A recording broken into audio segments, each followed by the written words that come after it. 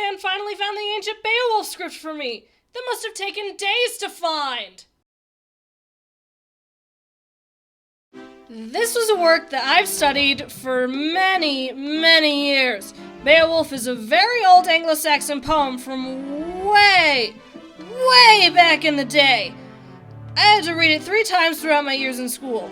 Once for middle school, once for high school, and one more time for my medieval literature class in college. So yeah, I know this epic poem quite well. Also, since I did study this alongside the original Anglo-Saxon translation, I'm going to be pronouncing some of the names in the Anglo-Saxon style. Anyways, that's enough about that. Let's get to the presentation section. And yes, welcome to the presentation section. Let's get one thing out of the way. Beowulf is an old legend, often told orally by designated village storytellers who had to memorize stories and then tell them to others. I'm pretty sure if we still had that kind of structure back then, I'd probably be the designated village storyteller. You never know. However, this never always worked, since people can get forgetful over time and change up the story to make it work. This is why written works are usually better, since they get preserved.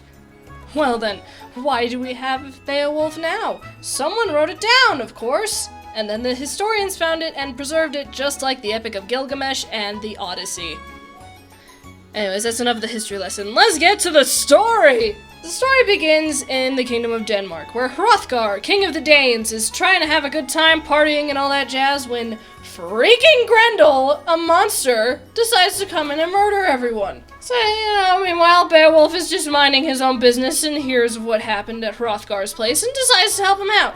So, Beowulf gets together a team of some men and they party and wait for Grendel to appear. Well, Grendel appears and starts wreaking havoc, so Beowulf leaps into action. He fights Grendel with his bare hands and then rips off Grendel's arm! Grendel then runs away and then dies of his wounds at home. Now, Hrothgar keeps the arm as a trophy, and they all celebrate and have a good time. You'd think the story would end there, right? Nope!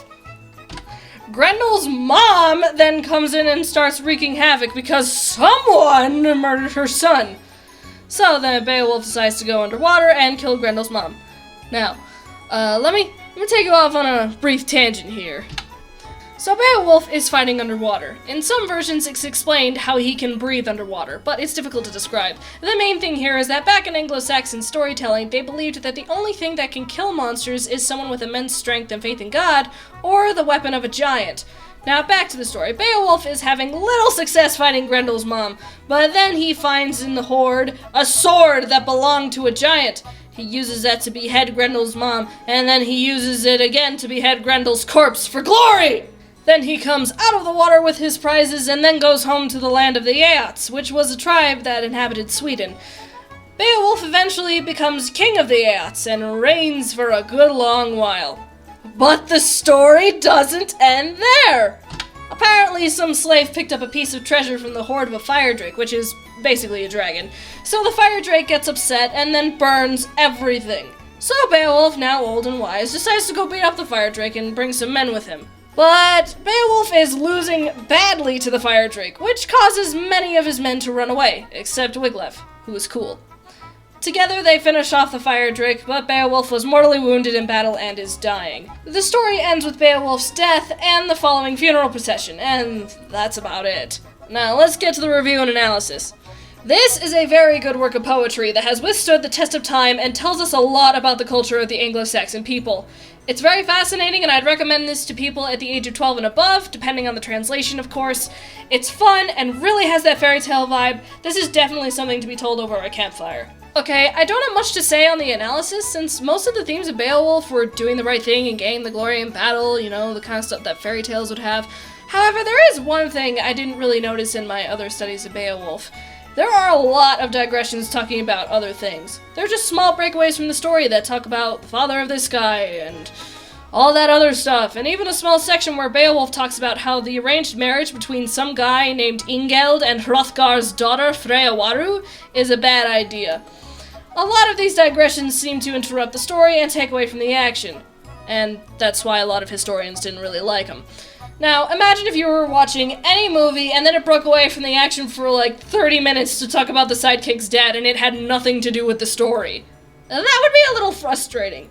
However, I believe these digressions were added in there to give clarification to those listening in or wanted to know more about the people and the story. After all, people who read books always want to find out more about the minor characters and what they do with their lives. Also, these digressions provide more historical depth, so that readers understand this is what was going on at the time. Well, heck, this style reminds me of another more modern series that I love so much. Tolkien probably read Beowulf and imitated the similar style when he wrote the Lord of the Rings trilogy. It's really quite fascinating when you think about it. And that was Beowulf, one of the oldest stories I have ever read. Okay, well, next to the Odyssey. I hope you all enjoyed the review, and I hope you guys get to read it at some point. There are so many translations and rewritings of Beowulf that add more to the story and make it more suitable for our modern day, but I don't think anything can beat the original style that was told many, many years ago. So with that, I must leave you now. Awesome Fan should be returning soon with another piece of literature I asked him to find, so I leave you with happy reading!